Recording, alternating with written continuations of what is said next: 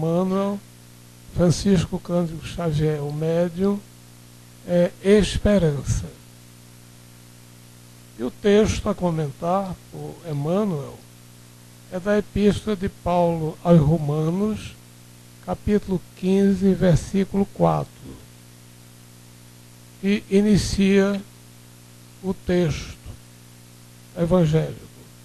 Porque tudo que dantes foi escrito, para nosso ensino foi escrito, para que pela paciência e consolação das Escrituras tenhamos a esperança. E Emmanuel vai começar o seu comentário do seguinte modo: a esperança é a luz do cristão. Nem todos conseguem, por enquanto, o voo sublime da fé, mas a força da esperança é tesouro comum. Quer dizer, a esperança é uma virtude, vamos dizer assim, mais pervasiva, em sentido mais fácil que a fé. Porque quem é que não tem esperança, de alguma maneira? As pessoas que não têm esperança alguma cometem suicídio. Mas as pessoas normais, não psicologicamente danificadas, não desequilibradas, têm normalmente esperança. Nem todos podem oferecer, quando querem, o pão do corpo e a lição espiritual, mas ninguém na terra está impedido de espalhar os benefícios da esperança. A perspectiva espírita é essencialmente uma perspectiva de esperança. Nosso Senhor Jesus Cristo ensinou: nada perece. Nem o mineral, nem o vegetal, nem o animal, nem o hominal. E a ciência confirma isso. É que a energia não se perde, a energia não pode ser destruída, não pode ser criada pelos seres humanos. A energia é indestrutível. Isso aponta para uma sobrevivência nossa após a morte do corpo físico. Nem todos podem oferecer o pão do corpo, mas ninguém na terra está impedido de espalhar os benefícios da esperança. Então a perspectiva espírita é fundamentalmente das perspectivas cristãs, é que oferece mais esperança, no sentido que nada se perde, tudo se transforma, nada perece, não é? E isso em paralelo com a própria ciência. A dor costuma agitar os que se encontram no vale da sombra e da morte, onde o medo estabelece atritos e onde a aflição persegue o ranger de dentes. As trevas exteriores, mas existe a luz interior, que é a esperança. Então, mesmo numa temporada umbralina, uma temporada purgatorial, ou o que é pior, nos vales mais profundos de trevas, a esperança é luz que sempre brilha. E é uma dádiva do alto, uma dádiva que não se perde. A negação humana declara falências, lava atestados de impossibilidade, traça inextricáveis labirintos.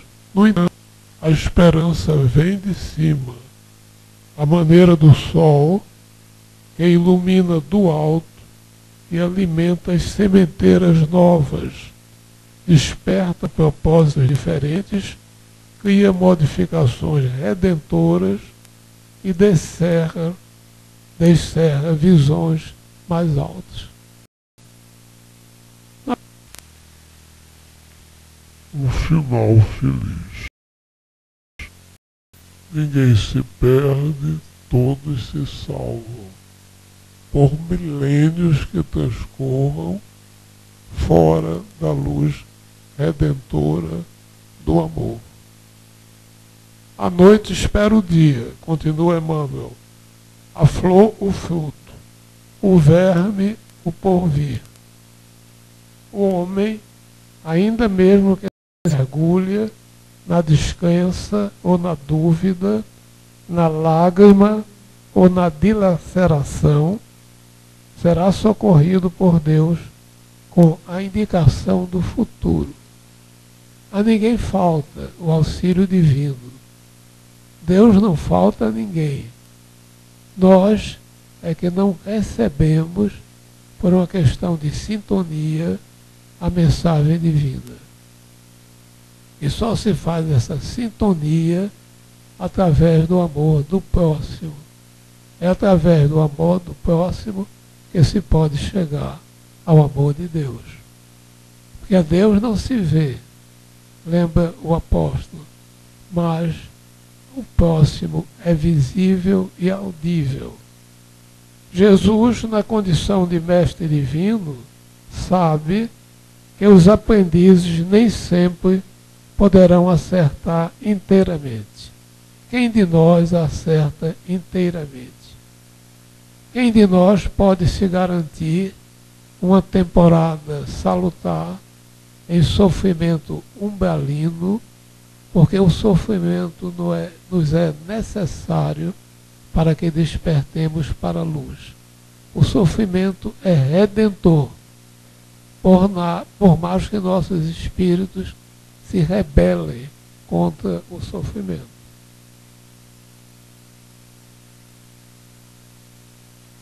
O homem, ainda mesmo que se mergulhe na descrença ou na dúvida, na lágrima ou na dilaceração, será socorrido por Deus com a indicação do futuro. Vem sempre a possibilidade de nos ser indicado o que devemos fazer para alcançar um futuro melhor. Jesus, na condição de mestre divino, sabe que os aprendizes nem sempre poderão acertar inteiramente, que os erros são próprios da escola evolutiva, e por isto mesmo a esperança é um dos cânticos sublimes do seu evangelho de amor. Imensas têm sido até hoje as nossas quedas, mas a confiança do Cristo é sempre maior. Quer dizer, a confiança do Cristo em nós é maior do que as nossas quedas. Porque Jesus tem a presciência do futuro, ele sabe muito bem que no fim todos se salvam. Não nos cercamos em lamentações. Todo momento é instante de ouvir aquele que pronunciou o vinde a mim. Olha, minha gente, a espiritualidade que nos assiste ainda é uma espiritualidade limitada. Não é perfeita.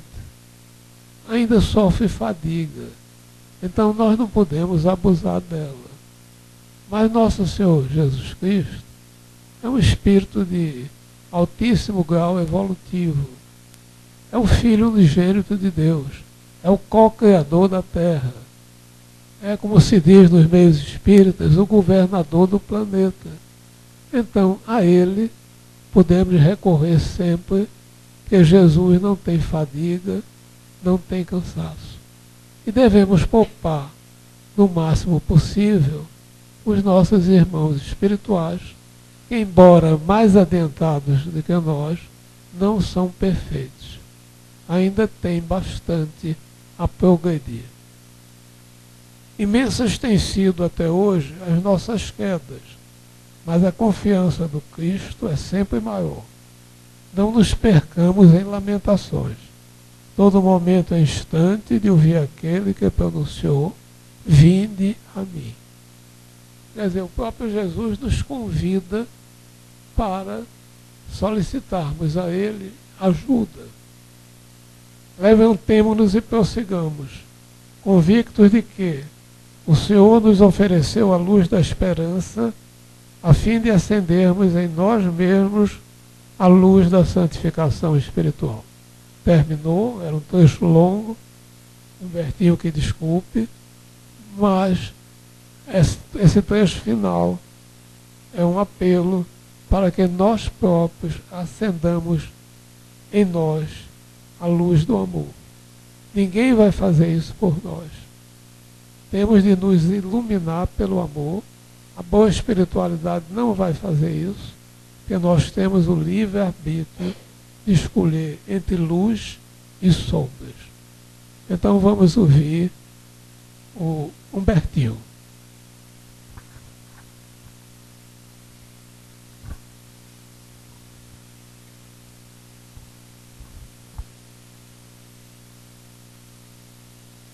Boa noite.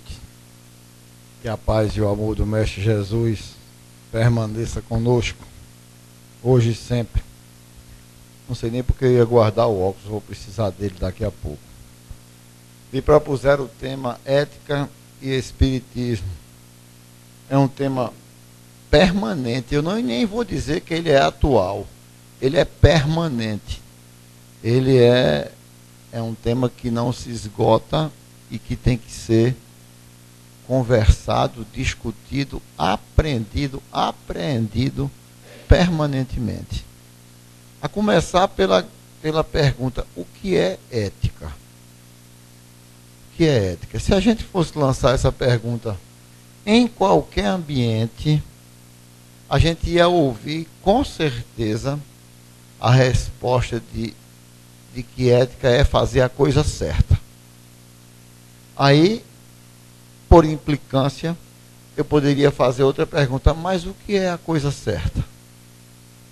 Aí todo mundo para assim: não, a coisa certa é o que está na lei.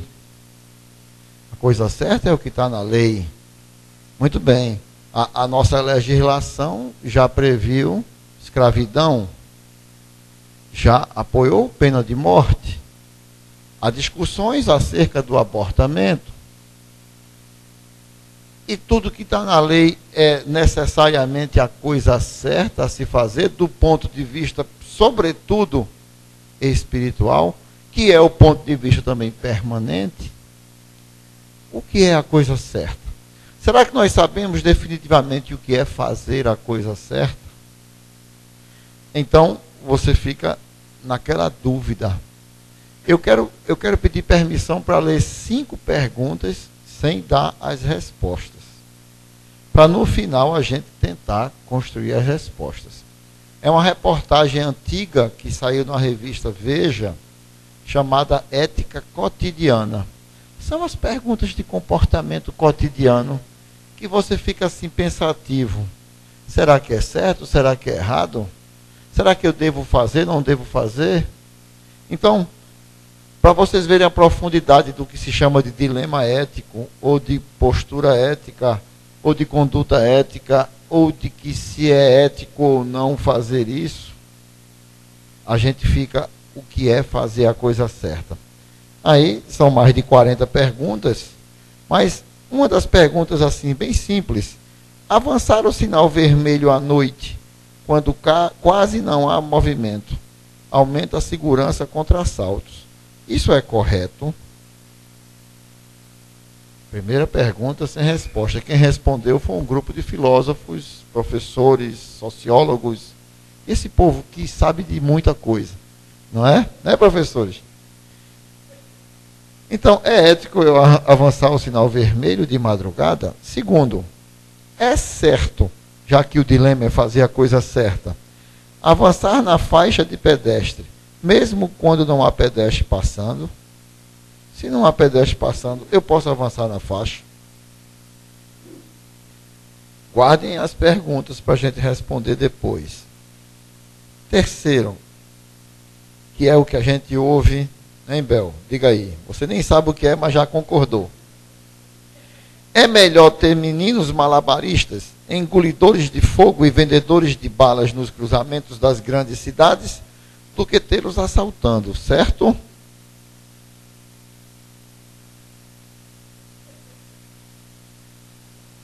Calma, não se emocione.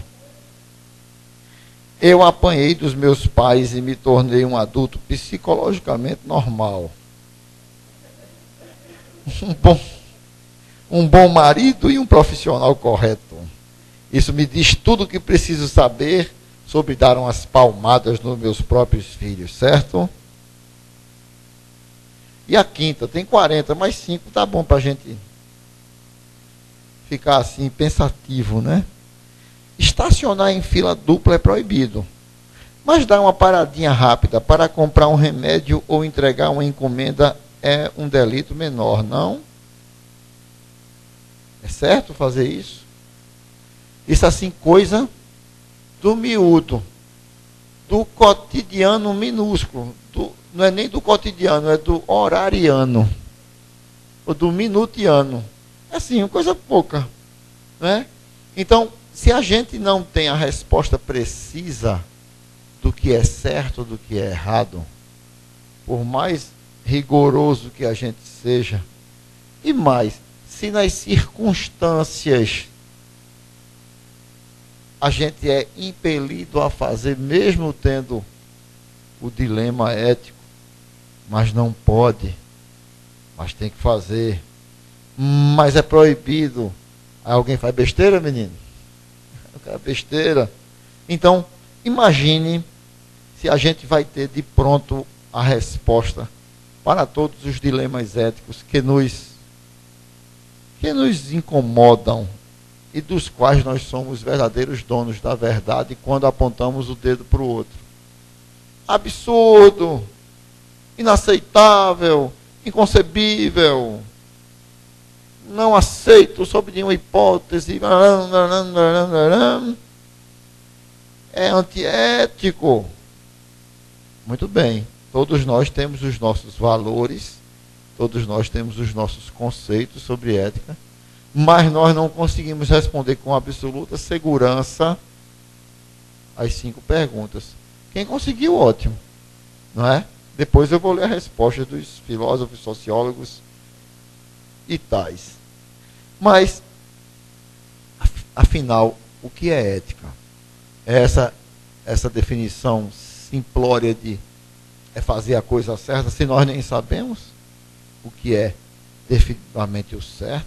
Ou como já disse, obedecer à lei se a lei é profundamente injusta, cruel, malsã. Hoje eu tive a oportunidade de discutir com alguns advogados um processo, e como os advogados estão se especializando numa peça processual chamada embargo de declaração, e eles querem que se declare uma sentença, uma frase com 3 palavras, qual foi a parte que você não entendeu aqui? É proibido jogar lixo no chão, por exemplo. Não, mas lixo orgânico, ou lixo químico, ou lixo descartável? É proibido jogar lixo no chão. Ponto. Não é? Qual foi a parte dessa frase que você não entendeu? E aí eu mostrei a eles, por exemplo, a lei áurea, que não cabe embargo de declaração na lei áurea. O artigo 1º diz assim: está extinta a escravidão no Brasil. Ponto. Ah, mas são só os escravos daqui para frente? Como é que fica o patrasmente? Ah, e os que nascerem agora? E as mães? E o prejuízo, quem vai pagar? Eles são minhas coisas, não são pessoas. Bababá. Qual foi a parte da frase que você não entendeu? Está extinta a escravidão no Brasil. Então, sempre nas coisas mais óbvias, nas coisas mais absolutamente e rigorosamente claras, você vai querer questionar. Imagine-se quando o dilema for ético. Então, dizer que ética é cumprir a lei, primariamente e ordinariamente, sim. Cumprir a lei é uma postura ética, porque a lei foi construída para facilitar o grande dilema de nossas vidas, que é, eu já disse isso aqui, vou tratar também desse tema, que é conviver. Facilitar a convivência entre as pessoas. Mas tem coisas e tem leis que você fica assim meio sentido, né? Aquela charque meio passada do café, essa charque está sentida. você fica meio sentido. Isso não está descendo bem, não. Então, a grande definição é que ética é uma filosofia do agir. É um preâmbulo de definição. E dizem alguns autores que é a parte da filosofia que estuda os deveres do homem para com Deus e a sociedade. Deveres do homem. Eu adoro quando a gente começa a discutir obrigações, deveres. Porque outro dia eu estava conversando com o professor Humberto, o original, sobre a nossa democracia, que é construída somente na base dos direitos. Nós construímos uma democracia na base dos direitos, esquecendo que para cada direito garantido a gente tem que cumprir uns 100 deveres no mínimo. Não é verdade? Então, nós temos direitos, graças a Deus, os direitos estão cada vez mais fortalecidos. A Constituição de 88 é uma peça que trabalha muitos direitos, mas nós não podemos esquecer os deveres. Então, é a parte da filosofia que estuda os deveres do homem para com Deus e para com a sociedade. Você tem um universo de obrigações a cumprir para poder garantir seus próprios direitos, para fazer com que seus direitos sejam respeitados. Isso está na cronologia da própria vida. Para você adquirir direitos, tem que cumprir obrigações. Mas é sempre assim, nunca vai deixar de ser assim.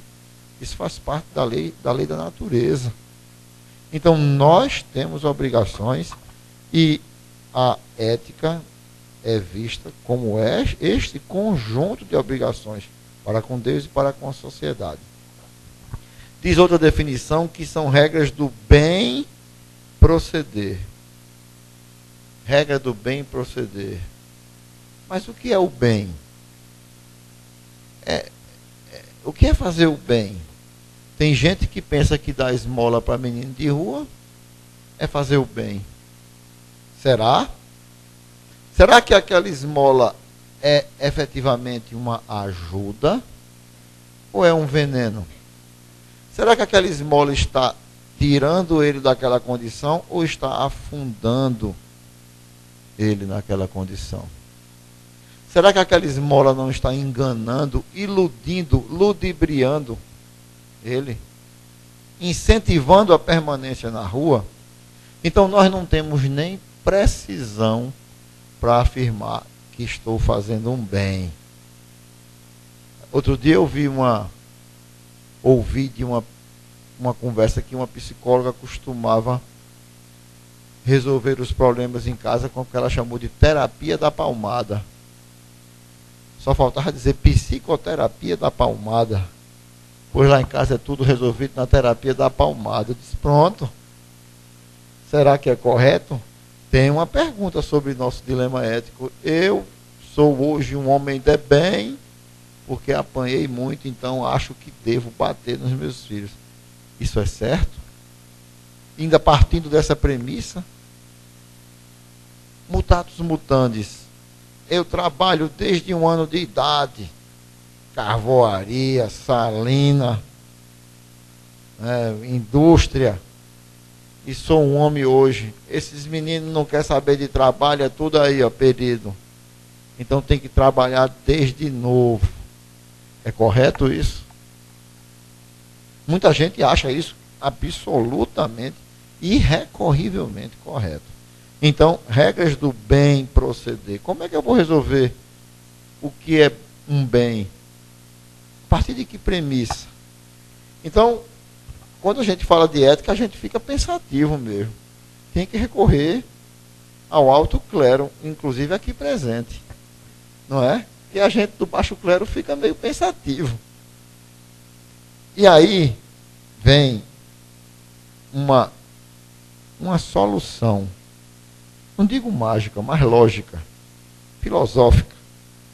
Respeito ao próximo, e aí a gente dá uma paradinha para repetir a frase que eu já disse aqui outrora, e vou dizer outras vezes, bem feito para vocês que me chamam, é que eu tenho repetido que viver é difícil. O povo diz isso, não diz, meu irmão? Viver é difícil. Sobreviver é complicado. Sobreviver é complicado. Mas conviver, como diz Dona Irene, é para torar. Conviver é um desafio imensurável. Porque você, com você mesmo, de si para consigo, de mim para comigo, tá beleza. Mas quando você tem que compartilhar, dividir, né, esperar, olhe, enfim, todas as regras de convivência no trânsito, nas filas, né, nas opiniões, nas idiosincrasias de todo mundo, nas manhas, nos pantins, nas regras. Conviver é muito complicado. Só que nós recebemos a construção divina de conviver. A lei de sociedade, está lá no Livro dos Espíritos, é um tratado de convivência. Nós somos o único ser da criação que necessita visceralmente de conviver. Viver com o outro, para o outro. Nós somos seres que dependemos de família, que dependemos de amigos, que dependemos de equipe. Lá no juizado ainda tem os equipes, né, porque a gente tem pouca gente para fazer o serviço, mas precisamos de equipes. Nós precisamos uns dos outros, mesmo que o nosso orgulho e o nosso egoísmo digam o contrário, mas precisa, que para a gente estar aqui agora conversando, tem um exército de pessoas trabalhando para manter a energia, para manter, e um exército de pessoas trabalhou para arrumar tudo, né, Orengão? Então, nós fomos lapidados para a convivência, e a ética nos joga no olho do furacão, dizendo que nós devemos respeitar o próximo. E a doutrina cristã e a doutrina espírita ratificam que o próximo é o caminho. Então nós devemos nos ocupar, nos preocupar com o próximo, sem abrir mão dele. Dos próximos mais próximos e dos próximos mais distantes.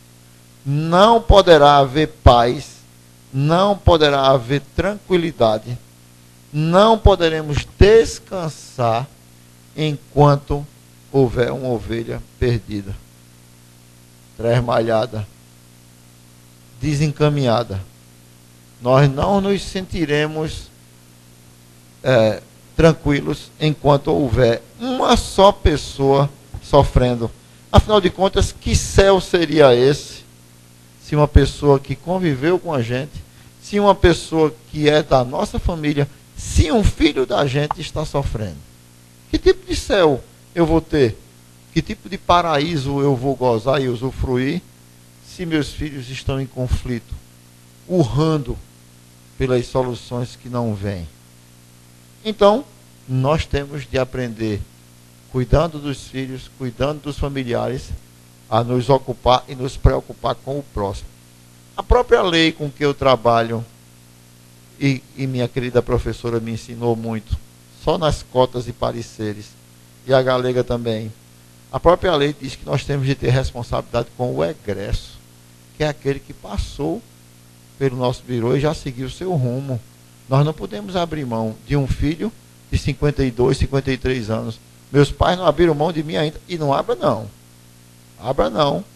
Porque o compromisso é permanente, é eterno. Então, respeito ao próximo e a si mesmo. Olha que regulagem. Respeito ao próximo e a si mesmo. Você sabe que está fazendo errado, conserte-se, respeite a si mesmo, dando a cada um o que é seu e fazendo ao próximo o que você gostaria, quereria que fizesse com você. A partir do momento em que você resolve dar a cada um o que é seu e fazer aos outros o que quer para si, sinceramente o que você quer para você, aí você começa a entender o que é fazer o bem. E sabe que isso dá uma satisfação gigantesca. Mesmo que você leve nome de besta, de otário, de mané, sabe como é que você... Tranquilo. Tranquilo. Então, para a gente começar a entender sobre ética como filosofia de agir, como regra do bem proceder, a gente precisa pontuar a necessidade de conviver, precisa ratificar o compromisso que temos com o próximo, respeitando o próximo, dando a ele o que é direito dele e fazendo com ele o que nós gostaríamos, sinceramente, que fosse feito conosco. Isso resumiria a palestra, porque é um dilema gigantesco. E isso, como disse o professor e querido amigo, isso tem que vir daqui de dentro. Ninguém poderá fazer por nós. E nós não poderemos fazer por ninguém.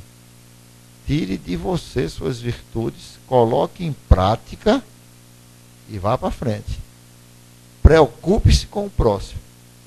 É inaceitável que a gente se blinde, se higienize, se asseie, se garanta e esqueça que existe um universo gigantesco de pessoas, inclusive ligadas umbilicalmente a gente, passando privação, necessidade, de tudo, não é só de recursos financeiros, mas de olhar, de ensinamento, de aprendizado, no tipo, se vira, ou no tipo, isso se cria, como eu já ouvi, no nosso palco.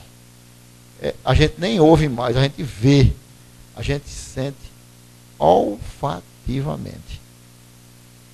Muito bem. Continuando, para a gente poder responder as perguntas. Ave Maria, eu vi os 50 ali, mas eram os segundos. Chega, dei um ré. Pilares.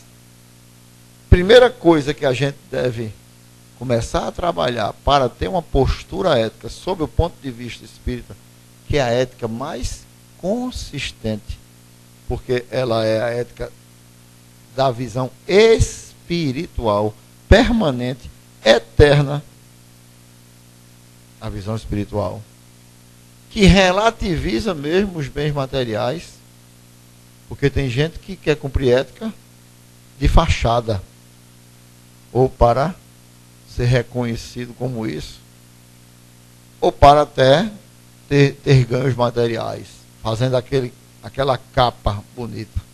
Mas o ponto de vista espiritual é profundamente diferente. Conhecer quem somos nós. Nós não temos nem coragem de fazer isso muitas vezes. Visite as suas inconsistências, vamos dizer assim, as suas fragilidades. Reconheça os seus erros. Reconhecer os meus erros. E tu, você diz logo, ó, o cabo ali flagra num erro, você fazendo uma coisa errada, e quando o cara pega você no erro, você fala, ah, mas fulano também fez. Pronto.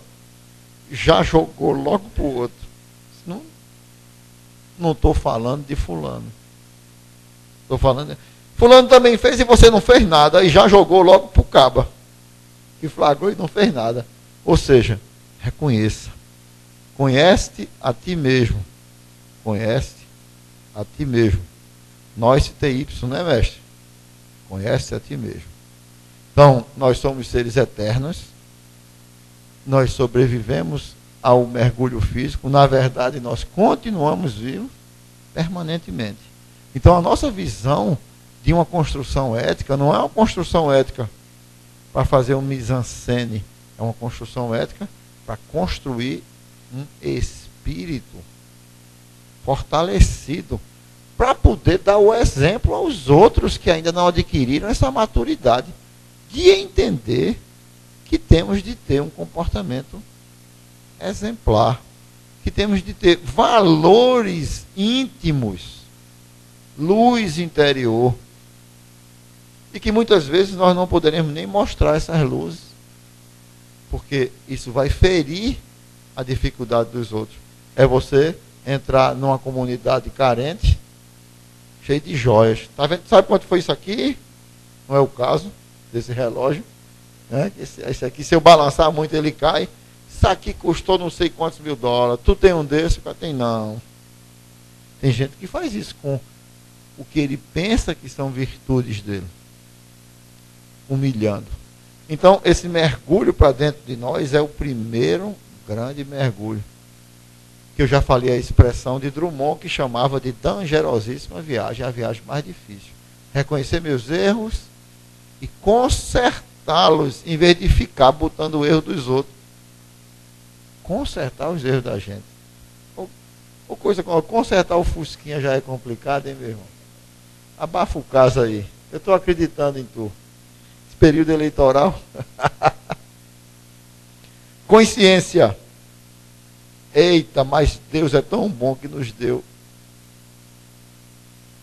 Eu digo que consciência é igual a esposa. A bicha é obsequiosa. Esposa é um ente obsequioso. Né? Esposa não esquece. Ela sabe direitinho a hora de exigir. Então a nossa consciência, ela com certeza é uma espécie de esposa. Diligente. É, como diz a definição da doutrina, a justiça divina entre nós. É a percepção da justiça divina. E ela fica assim, você, ó, perseverando. E você vira o lado do travesseiro, vira o outro lado, emborca de uma banda, de outra, e aquilo, discutindo a relação contigo mesmo. Maravilhoso, nós temos a consciência. E ela é um ganho fantástico, porque ela não faz outra coisa que não nos conduzir ao caminho da harmonia, da construção, de fazer a coisa certa, de fazer o bem. E mesmo que você não tenha formação nem informação, a noção do bem e do certo está de alguma forma dentro de você. E mesmo que você se encha de valores equivocados, de escusas, de desculpas, de justificativas, você sabe lá no fundo que está errado. Que eu nunca vi uma pessoa, quando é interpelada assim, o senhor sabia que estava errado, o cara, não estava não, aí baixa a cabeça. É impressionante a força que a consciência exerce sobre nós, a ponto de Cícero ter dito que minha consciência tem mais peso sobre mim do que a opinião do mundo todo. Olha, vocês dizendo que eu estou errado, dói, mas minha consciência, olha. É impressionante essa figura, porque ela equivale a todo mundo gritar no seu ouvido a todo instante. Não. Não é verdade? Falando nela, vem a verdade. Essa então a gente não sabe mesmo. O que é a verdade? É um dilema terrível. A sua verdade é completamente diferente da minha. Outro dia eu ouvi uma frase que eu fiquei assim como uma mãe uma vez ficou quando eu julguei o filho dela. Eu já contei essa história aqui. Ela disse: doutor, eu estou inédita com essa decisão do senhor. Eu fiquei inédito quando eu vi a verdade absoluta da pessoa que disse, vaticinou, profetizou: dinheiro compra felicidade. Ponto. E disse isso com uma verossimilhança tão grande que todo mundo ficou assim, ó, pensativo. Essa é a verdade dela, mas será que é verdade? Você sabe o que é felicidade? Eita, outro problema aí. O que é felicidade? É poder? Dinheiro? Juventude? Todos os três vão embora. Não vão? Dinheiro, se for desaforado, então, ele só faz um H. Juventude, armaria, né? Poder, que poder é esse? O terreno, o da força, que vai embora também. Então, o que é felicidade? Veja quantas perguntas, não é, a gente não encontra quando vai falar de verdade. Diz a doutrina que é aquilo que muitas vezes não cabe nem em nós, que nós não temos nem percepção do que seja verdade. Então, isso nos dá, pelo menos, pelo respeito ao próximo, a condição de não vomitar as verdades que nós temos como irrecorríveis. O próprio querido Chico Xavier disse que é preferível uma mentira que consola do que uma verdade que fere. Quando você usa a verdade como uma faca amolada para humilhar os outros. Isso é um absurdo. Não é? A verdade de um adulto é diferente da verdade de uma criança, óbvio. E quantos de nós não somos crianças espirituais, baseando nossas vidas em verdades como dinheiro compra a felicidade, e ponto final. Tenho dito. Então, para que a gente possa discutir sobre ética e comportamento ético, a gente tem que começar a perceber a verdade. E um bom caminho para isso é ler a doutrina espírita. Lenta, gradual e progressivamente. Tem gente que já quer a resposta da primeira pergunta na sua profundidade do livro dos Espíritos. Calma. A verdade é como uma luz que vai se revelando paulatinamente. Que se você botar, qual é a lâmpada mais forte de LED que tem, meu irmão? 240 watts, né? Tem na pupila do cidadão, o cabo fica meio, não fica meio alesado. Então, a verdade não pode ser revelada assim. É fruto da maturidade também. Quanto mais maduro você é, mais você começa a perceber. Como diz o Rolando Lero, captei, né? Captei. Quarto ponto dessa discussão ética. Olha o relógio. Tem as respostas ainda. Justiça. O que é justiça? É cumprir a lei. Uma lei que me autoriza a matar, a espancar, a subjugar, a, como diz o Matuto, humilhar ou humilhar. É essa legislação que você me diz que é justo fazer? É justo isso? Eu já contei aqui como eu resolvi o meu problema de justiça com minha querida avó, mãe do professor Humberto. Mais sábia do que nós dois juntos, muito. Antigamente existia uma bala gasosa, lembra, mestre? Aquilo ali era um fenômeno. É. Então tá. Né? Então tá. A bala gasosa era uma disputa. Porque era uma bala diferente. Ficava com um gás na boca, como se tivesse dado um gole de refrigerante. É do seu tempo, amigo? Não é? Então surgiu uma bala gasosa para dois de nós lá em casa. E aí foi uma quetarreda. Vamos repartir. E aí minha avó disse, você reparte e você escolhe o primeiro pedaço. Resolveu todo o problema de justiça. Eu reparto, mas quem escolhe o primeiro pedaço é o outro. Para mim, essa é a solução mais justa que pode existir. Porque quando eu fui repartir, eu dei ninja. Milimétrico, balança de precisão. Quem vai escolher o primeiro pedaço é o outro, aí eu... pensando em mim, mas sendo profundamente justo. Então, justiça é dar a cada um o que é seu, fazer aos outros o que quer para si. Na hora em que você se coloca no lugar do próximo, pegue ali, mas rapaz, isso tem 50 quilos esse balaio. Deixa de manhã, eu vou andar 10 quilômetros com 50 quilos na cabeça. Você é muito frouxo. Homem, pega aí para você ver.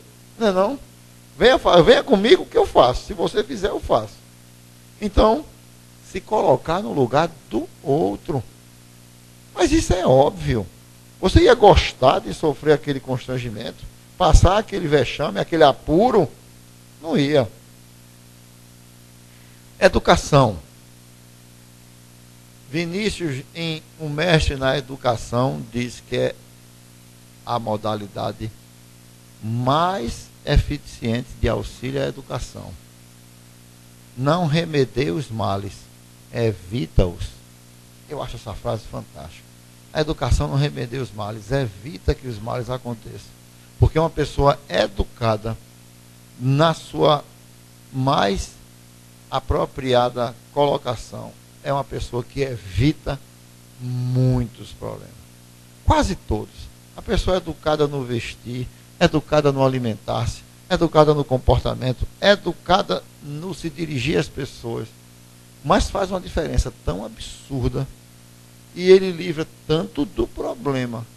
Só com a alimentação, puxa vida, não é?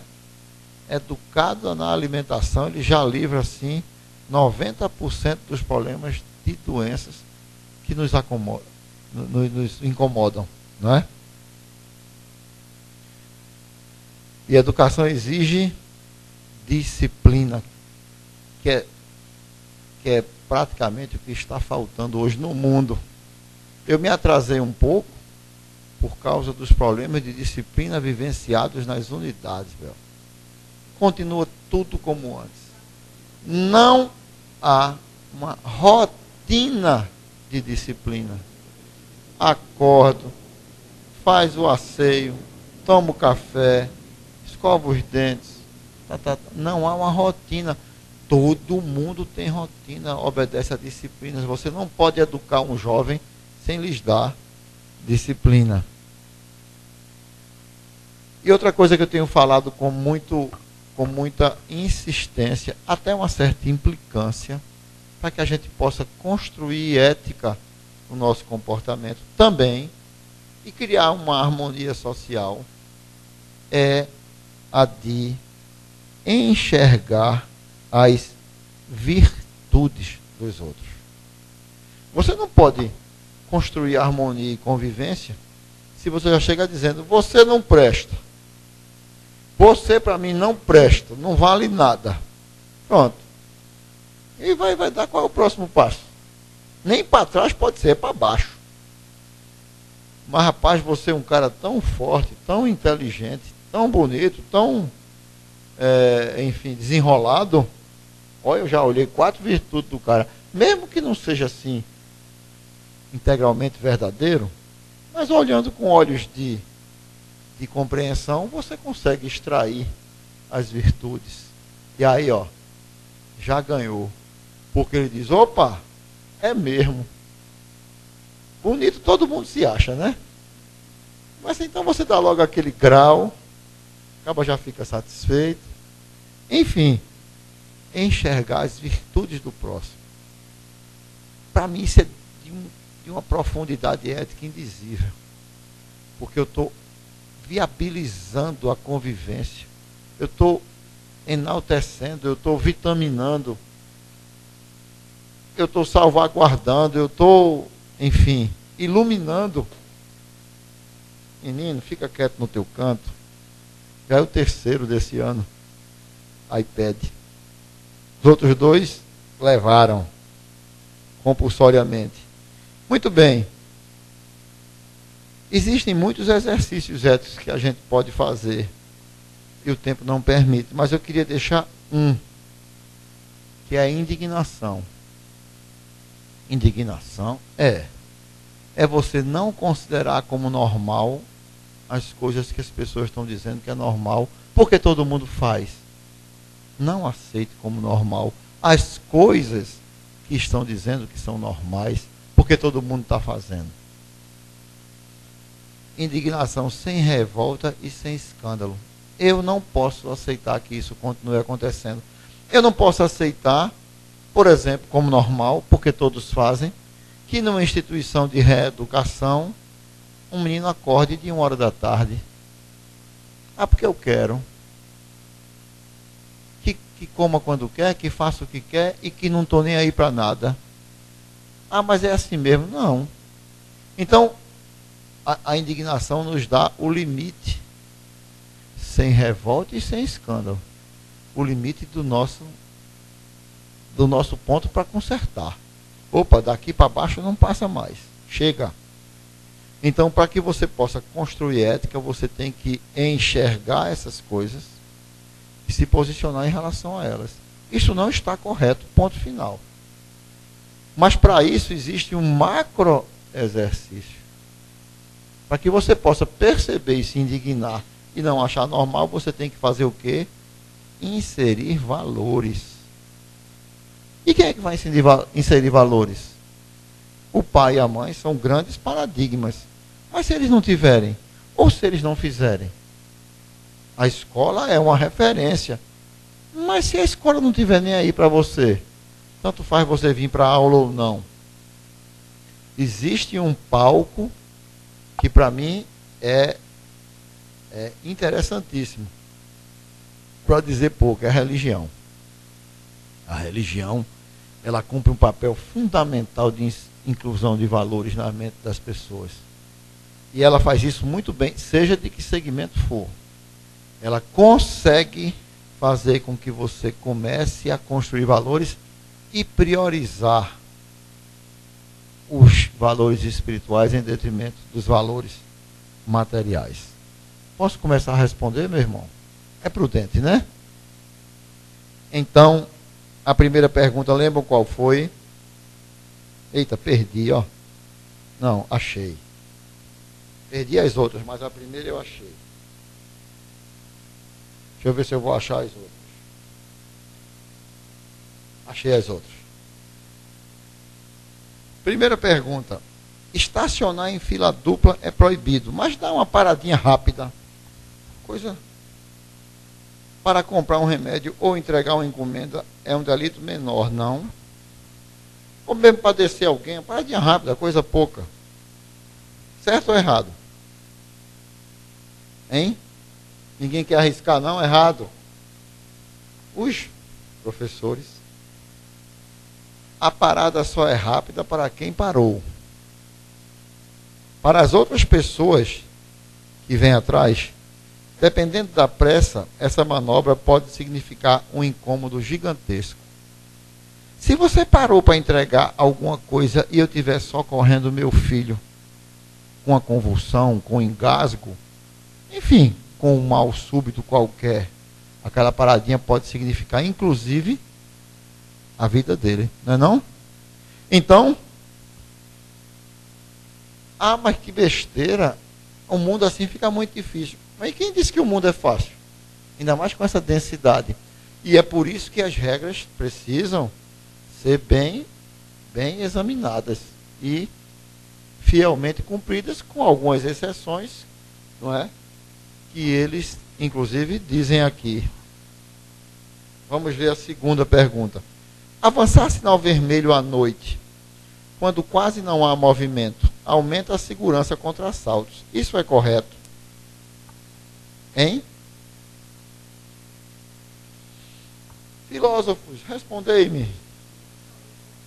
Sim, dizem eles. Vamos por partes, né? Como lembra o Birajara Calmon de Carvalho, professor de filosofia da UNB, as regras foram feitas para o ser humano e não o contrário. Nesse caso específico, fica a critério do motorista proceder da maneira mais segura para ele e para os outros. Então, se você tomou todas as cautelas, você estaria eticamente autorizado. Nós estamos falando de ética. É lógico que passar sinal vermelho é infração e é errado, ponto.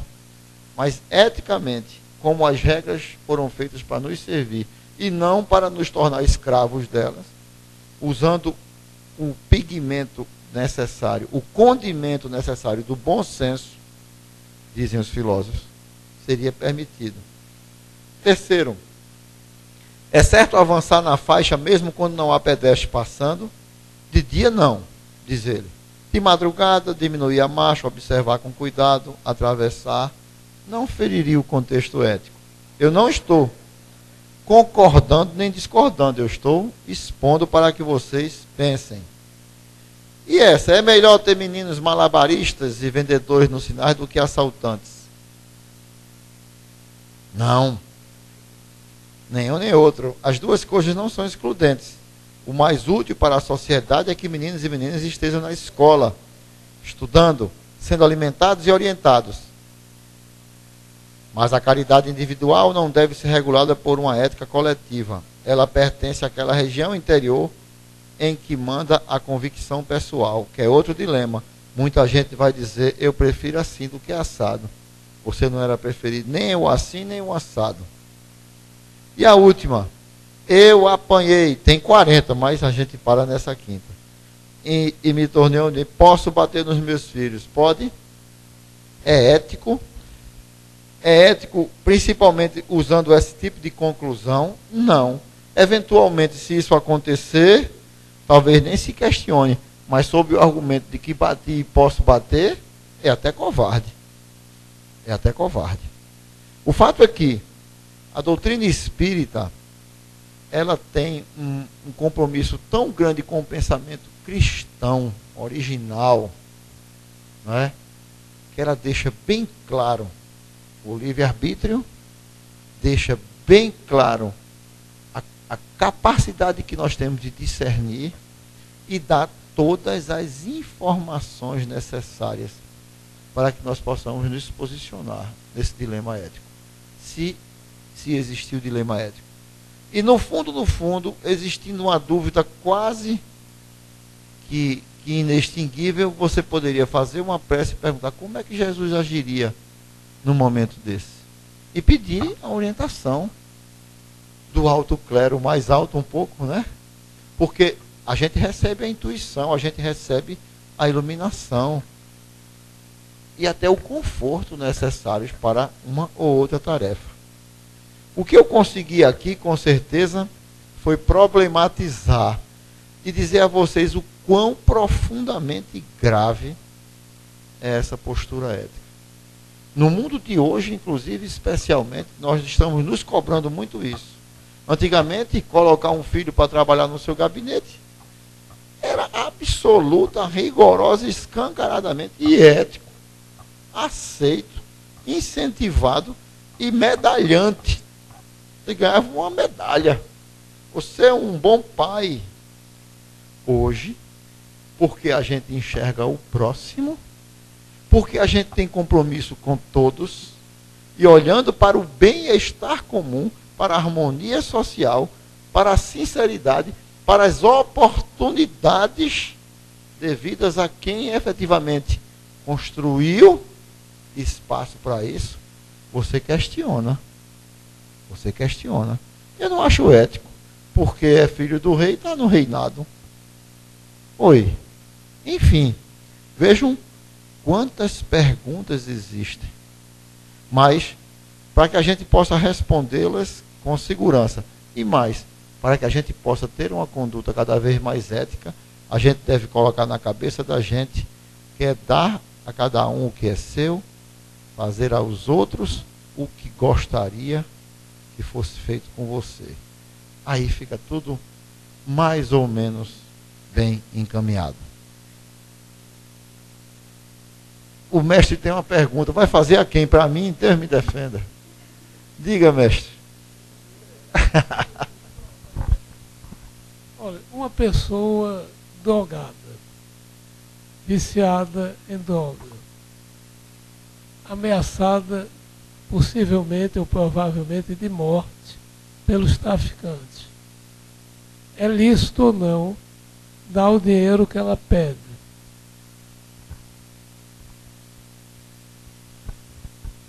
Well. Vou responder igual o homem do cimento. Veja bem. Uma pessoa drogada, viciada, é com certeza uma pessoa incapacitada. Não é verdade? Ele não está em condições de dirigir a própria vida. Porque ele está subjugado, seja por que for, mas ele não tem a capacidade cognitiva, emocional, de discernir.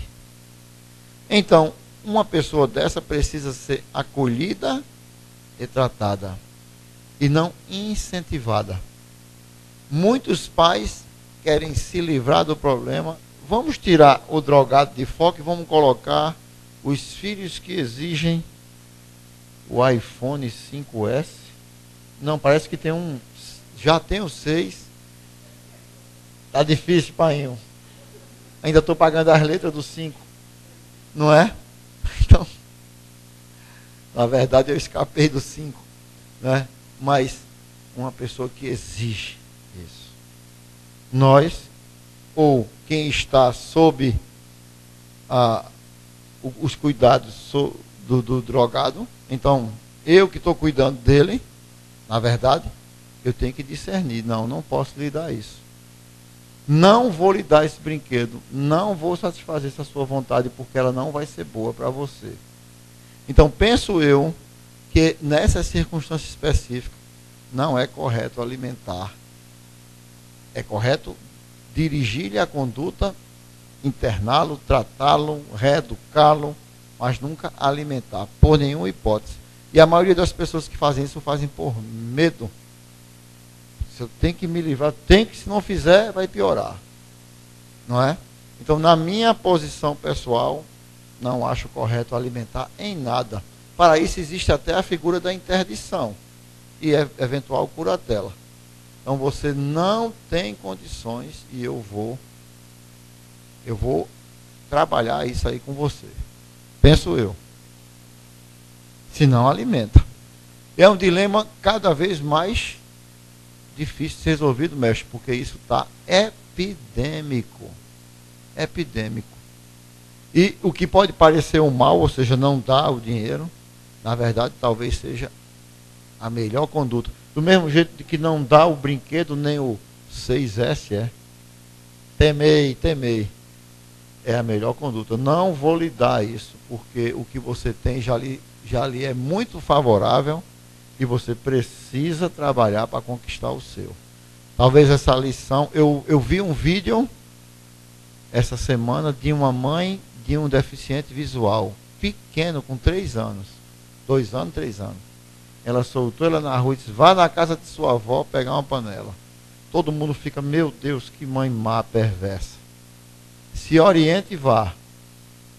O menino com 3 anos de idade, deve ter uns 3 anos, você viu também? Ele foi devagarinho por ali. Você é guerreiro, você consegue.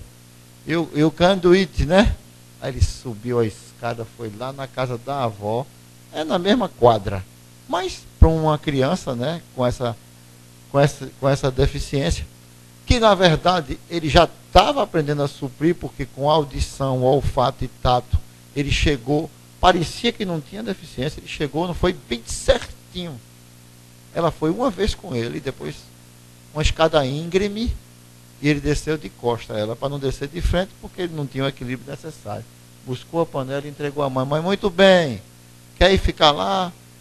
Bote na mesa, guarde aí, pá.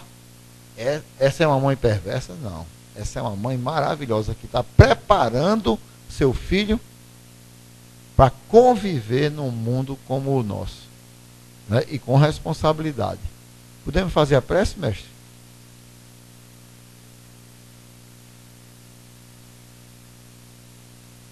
É Fátima? Oh, que bênção. Não, pastor, não pode não. Eu vou contrariar a promotora não, que promotor é um bicho complicado danado.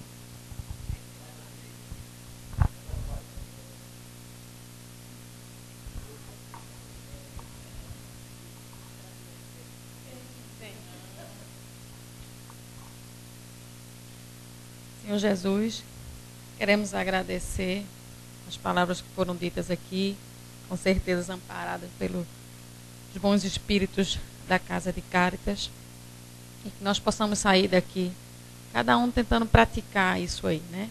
Tendo consciência de, como foi dito, a vida ela não foi feita, a terrena não foi feita para ser fácil, porque isso aqui são provas e expiações, mas tendo a certeza que no caminho do Cristo a gente consegue chegar.